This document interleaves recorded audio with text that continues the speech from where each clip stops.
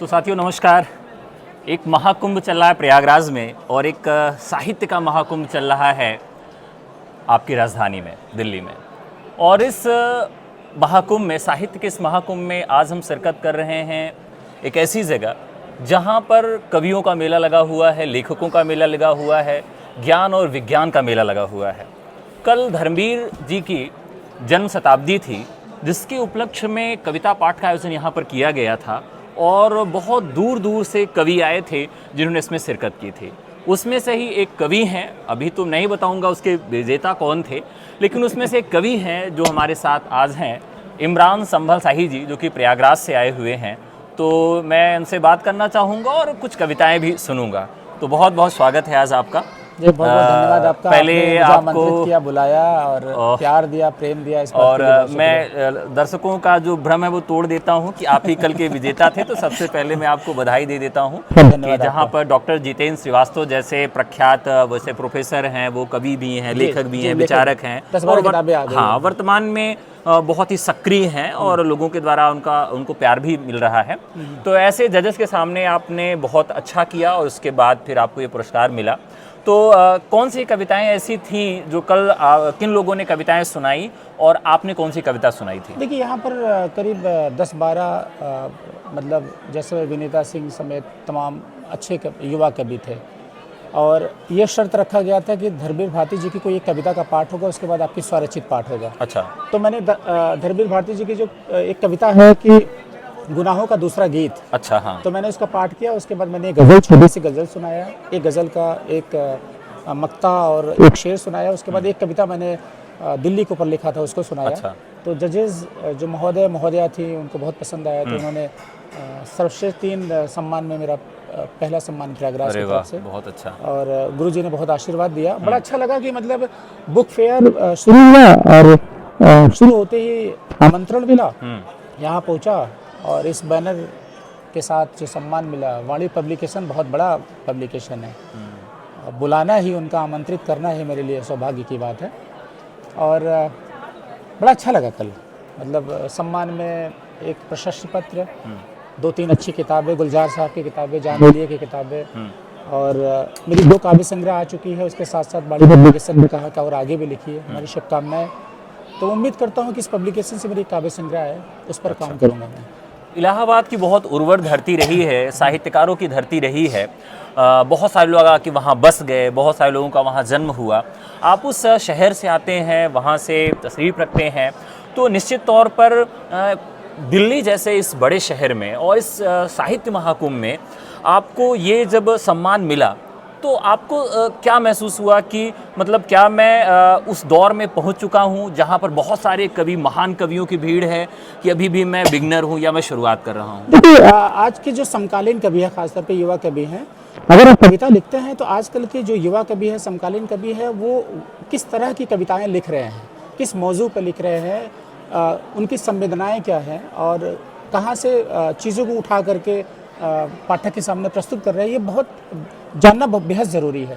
जब कोविड का टाइम था, तालाबंदी के दिनों में, मैंने कुछ कविताएं लिखी थी नवगीत के शक्ल में, जो मेरी 2वीं काव्य संग्रह है, दीवारों में काली हंसी है। अच्छा। प्रेम प्रवासी पब्लिशिंग हाउस गाजियाबाद, पंकज चतुर्वेदी जी बहुत बड़े स्तंभकार है, मीडिया जगत का बड़ा नाम है, उन्होंने अपने पब्लिशिंग हाउस से उसको छापा है, प्रकाशित किया है। अभी बिहार में एक सम्मान मिला है, केबी राइटर्स सम्मान। अरे वाह, बहुत बधाई। और कविता विधा में मुझे सम्मान मिला। तो सम्मान मिलने से क्या होता है ना कि एक जो नया लिखने वाला एक नवोदित कवि है, उसके अंदर एक हौसला आता है, ऊर्जा उत्पन्न होता है। तो कल जब मुझे प्रथम पुरस्कार मिला बेस्ट प्रस्तुति के लिए, सर्वश्रेष्ठ प्रस्तुति के लिए, तो गुरुजी ने यही कहा कि आपकी जो कविताएं हैं ना, तो वो दरअसल क्या है कि समकालीन कविता है, वो बिल्कुल जो आजकल के जो युवा लिख रहे हैं, वो मुझे बहुत अच्छा लगा कि आप समकालीन बिंदुओं, महत्व, हाँ, उनको समेटते हुए आपने दर्शाया। जैसे मैं 2-3 पंक्तियां मैं पढ़ देता हूं। जरूर। कि मेरे हाथ में जो मैंने कविता पाठ किया था, एक थोड़ी सी गजल थी, उसको मैंने प्रस्तुति दिया, तो जो कविता गुरुजी को बहुत पसंद आया जी। तो दिल्ली के ऊपर मैंने लिखा था, दिल्ली को मैंने मेट्रोपोल के रूप में कन्वर्ट कर दिया। जैसे ये कविता है, मैंने पढ़ा था कि दिल्ली नौयौवनों की फसराहटों के साथ भागती हुई एक मेट्रो ट्रेन है। मृत्यु के मार्शल कोच में यात्रा के दौरान जान फंसेगा कि 5 फुट को कैद किए भित्त चित्र के अंदर बंधनहीन दुर्गंध जीवन काटना आधुनिकता के मग्न पर वेपिष्ट सड़कों पर दौड़ने जैसा है।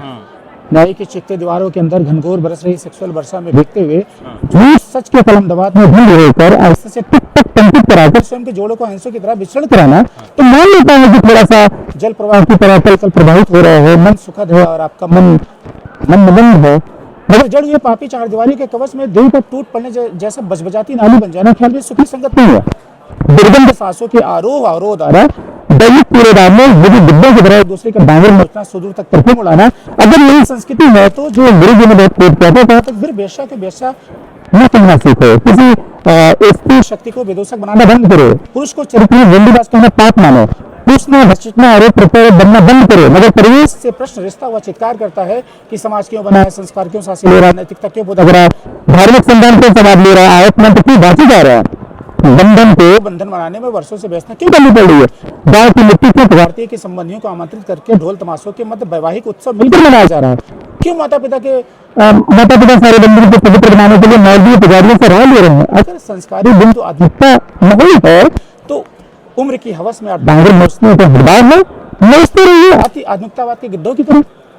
उन्होंने इस कविता को बहुत पसंद किया। उन्होंने कहा आपने जो कविता लिखी है समकालीन कवियों के समकक्ष छात्र खड़ा करता है। और एक छोटी सी गजल मैंने सुनाई थी उनको,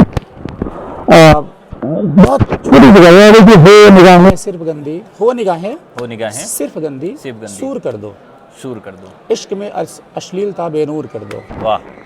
मतलबी आंखें सदा चिपटी रही हैं, हो सके जितनी भी जल्दी दूर कर दो। इश्क को जन्नत समझना भूल है तो जन्नत की दीवार चकनाचूर कर दो। पेट भरने के लिए अगर कोई रो दे तुम सिया थोड़े सभी मासूर कर दो। अंतिम शेर है कि हर कदम कदमों में क्यों इमरान रोए, ऐ खुदा जोड़े में कोई हूर कर दे। वाह, काश एक ये गजल मैं साजबाज के साथ सुन पाता। तो बहुत ही बढ़िया कविताएं थी आपकी, और जो नौगीत आपका आया हुआ है, समकालीन कविताओं में नौगीत मुझे लगता है कि विलुप्त होने वाली विधाओं की तरफ है। बहुत कम लोग लिख रहे हैं, बहुत कम लोग पढ़ना चाहते हैं। ऐसे में नौगीत पे जो आपकी पुस्तक आई बहुत ही स्मरणीय पुस्तक रहेगी। इसके पहले आपकी जो किताब थी वो बेस्ट सेलर थी, और उस पर मैंने समीक्षा भी लिखा था और बहुत सारे लोगों ने उस पर समीक्षा। अच्छा हाँ, देखिए आपने मेरी जो पहली काव्य संग्रह है दीवार उस पर बेस्ट सेलर रही है, तो उस पर आपने डॉक्टर अमरीश शुक्ला जी आपने समीक्षा लिखी थी। मैंने उसको पत्रिका में पढ़ा था। हाँ। देखिए आपने याद दिलाया, अभी मेरे ध्यान में आया। और मैं चाहता हूं कि दूसरी काव्य संग्रह भी आप समीक्षा लिखें। जी बजय वो भी आपने कहा था। और मैं आपसे एक निवेदन और करूंगा डॉक्टर अखिलेश पांडे जी जो दिल्ली विश्वविद्यालय के डॉक्टरेट है, प्रोफेसर साहब, उनसे भी थोड़ा निवेदन करिएगा, बहुत अच्छी समीक्षा लिखते हो। अच्छा आप कहिए तो मेरे साथ आए हुए तो मैं आपको मुखातिब करवा दूं आज। मुलाकात इस इंटरव्यू के बाद जैसे समय मिलेगा तो मुखातिब करा। जी जरूर मुलाकात होगी। और तो बहुत अच्छा लगा। वैसे आप बहुत सारे, मैं देख रहा हूँ कि कई जगह आप आमंत्रित हैं, आपको जाना है, इसलिए बहुत ज़्यादा आपका समय नहीं लूँगा। बहरहाल आपको एक बार पुनः बधाई है, और बता दीजिए कि दोनों पुस्तकें आपकी कैसे मिलेंगी अगर कोई लेना चाहता है तो। देखिए इंक पब्लिकेशन प्रयागराज से प्रकाशित पहली किताब है दीवार उस पार। अच्छा। वो यही हॉल नंबर 23 में O08 स्टॉल नंबर पे लगा हुआ है। अच्छा। और दीवारों में काली हंसी जो अमेज़न से आप मंगा सकते हैं, क्योंकि हमारे जो पब्लिशर हैं वो किसी कारणवश स्टॉल नहीं लगाता है। अच्छा। तो ऑनलाइन मंगा सकते हैं या कभी सापरे में आपको भेंट कर दूंगा अगर आप मुलाकात करेंगे। अच्छा। ठीक है, तो बहुत बहुत धन्यवाद आपका। जी बहुत।